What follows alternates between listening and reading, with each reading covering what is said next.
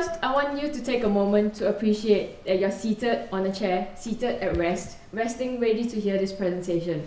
But think back to this morning. Did you jump out of bed because you woke up a little later than when your alarm clock went off? Did you run to the car because it was raining, climb some stairs to get to your office, or maybe even rushed here from a previous meeting? Clearly, this shows that our lives, we do not spend it all at rest, all lying in bed, but there are various physical activities that we take part in during the day. So, I am a sport and exercise scientist.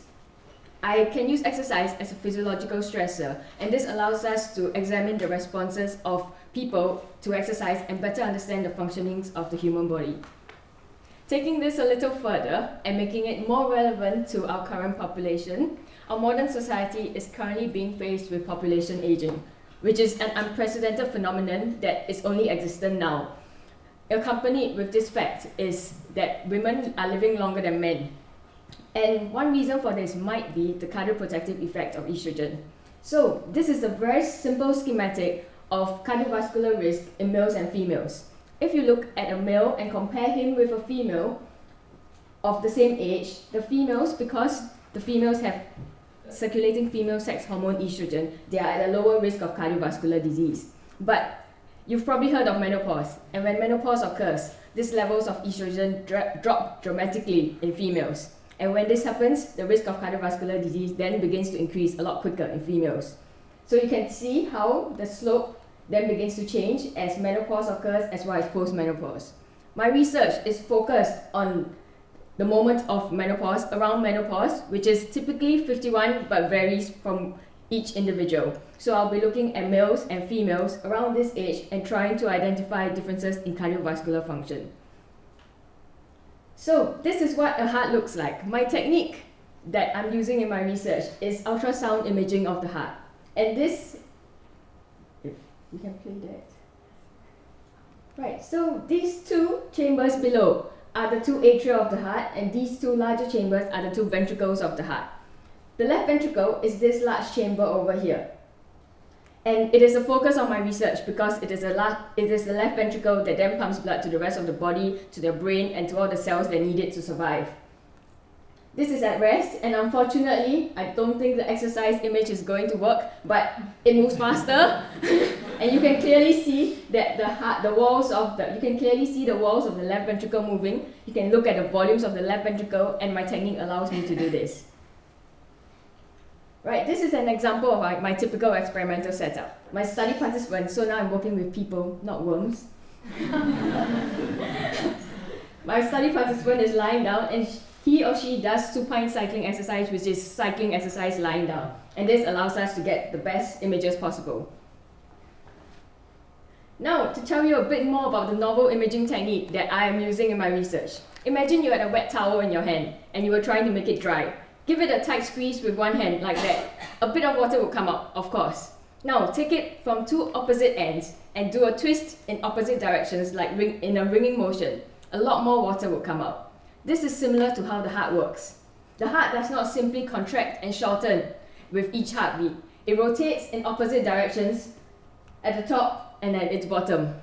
And the novel imaging technology that has only more recently been developed within the past few years allows us to look at the rotation at the top of the heart and at the bottom of the heart. And understanding these cardiac mechanics leading to how the heart works might give us an insight into how people respond to physiological stresses, respond to aging, and respond to the menopause.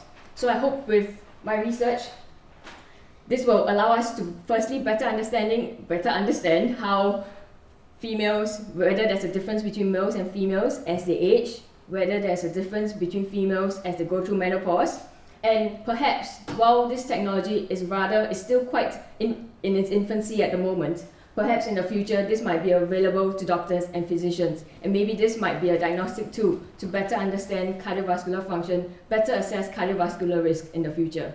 Thank you.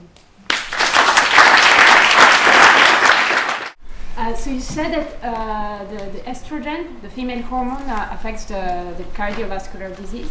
So how does it affect the heart beating? What's the connection between the hormone and the heart? Right. On estrogen works on the vasculature, which is the vessels, as well as on the heart. So the heart and the vessels are kind of linked because one pumps into the other and the other returns blood back to the heart. There have been shown that there are estrogen receptors on the heart. So if there are estrogen receptors and if the estrogen concentration is different, this might affect how the heart is moving or rotating. And that's what I hope to find out. When you have these experiments on exercise, is there any type of exercise that you think is better than another? Do you see any connections between the exercise program and what you see of the heart? Different types of exercise do cause different remodeling of the heart. So if you're an endurance athlete, your heart is subjected to greater blood volumes, it actually expands more. If you are a resistance athlete, which means you do more weight training, your heart pumps against a large resistance for a few times because you're only doing 12 repetitions or 15 repetitions or even 3. So there are different physiological stresses with different sports. And unfortunately, if we look at cardiac mechanics, very little has been done. A bit has been done, but not a lot, which is why, like I said, this is the novelty of my research. Looking at remodeling of the heart, more has been known and people still are investigating the different sports, but it is very hard to identify specifically the sport and its constraints because as a sport you are trying, for example, you're trying to row faster or you're trying to cycle faster. It is not trying to remodel your heart in a specific manner in that sense.